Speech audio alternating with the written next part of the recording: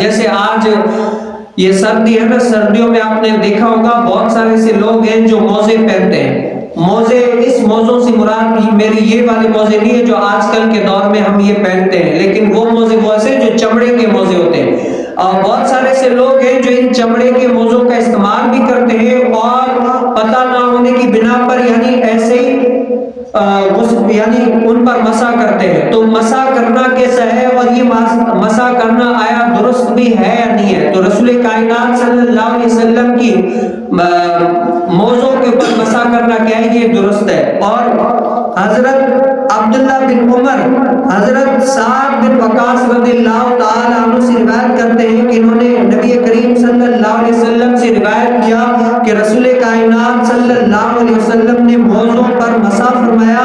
اور حضرت عبداللہ بن عمر جو حضرت سیدنا عمر بن خطاب کے بیٹے ہیں، تو حضرت سیدنا عبداللہ بن عمر نے نا یہ حدیث مبارک اپنے ابو جان حضرت سیدنا عمر بن خطاب سے پوچھی کہ ابو جان حضرت سیدنا سعد بن وقاص رضی اللہ تعالیٰ سے میں نے یہ حدیث مبارکہ سنی ہے کہ حضور علیہ السلام موضوع پر مسح فرمایا کرتے تھے، کیا یہ حدیث مبارکہ درست ہے؟ تو صحابہ کو نا یہ شوق ہوتا تھا تاکہ حضور علیہ السلام کے اوپر یعنی ہم کوئی جھوٹ نہ باندھ دیں، یعنی ایسی بات کر دیں جو حضور علیہ السلام نے کہی نہ اور ہم وہ کر دیں کہ اس حدیث میں اگر ایسا کریں گے تو حدیث مبارکہ میں وعیدیں آئیں گی.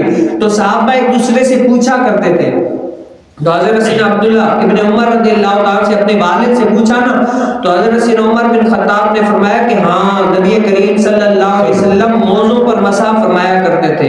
اور حضرت سیدنا سعد بن وقاص رضی اللہ تعالیٰ عنہ جب کوئی حدیث مبارکہ بیان کرے نا تو کسی سے پوچھو نہیں، کیونکہ کیا ہے یہ راوی بڑے پختے ہیں، کسی پر کوئی اعتماد ہو جاتا ہے نا کہ یہ ایسے راوی ہیں جو جھوٹ نہیں بولتے، یا ایسے راوی ہیں جو نبی کریم صلی اللہ علیہ وسلم کی ہر وقت ساتھ رہے ہیں، ساتھ ہی رہے ہیں. تو حضور علیہ السلام کیا ہے ان کے ساتھ رہے، ان کو پتہ ہے حضور علیہ السلام کی ہر سنت کا، ہر ادا کا حضور علیہ السلام کیا کرتے تھے، کیسے کیا کرتے تھے. تو یہ صحابہ ایسے تھے کہ کچھ جو ہر وقت نبی کریم صلی اللہ علیہ وسلم کے ساتھ ہوتے تھے، تو صحابہ ان کی بات کو بھی ایکسپٹ کر لیا کرتے تھے کہ نبی کریم صلی اللہ علیہ وسلم نے ایسے ہی کیا ہے.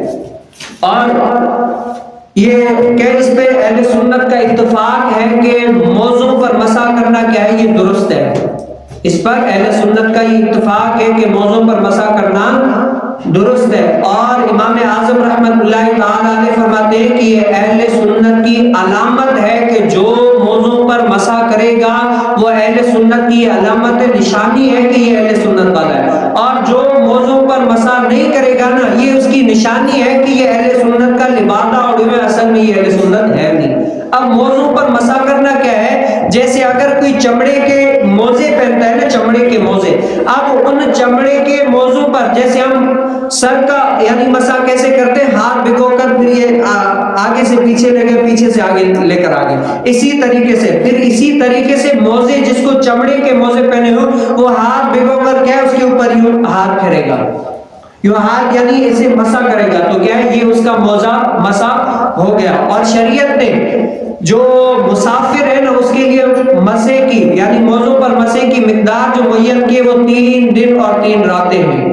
اور جو مسافر نہیں ہے بلکہ مقیم ہے ان کے لیے کیا ہے 1 دن اور 1 رات ہے کہ یہ جو ہے نا 1 دن اور 1 رات میں موزے اتارے بغیر مسح کر سکتا ہے. اور جو مسافر ہے وہ 3 دن اور 3 راتیں ایک ہے موزہ اتارے بغیر مسح کر سکتا ہے.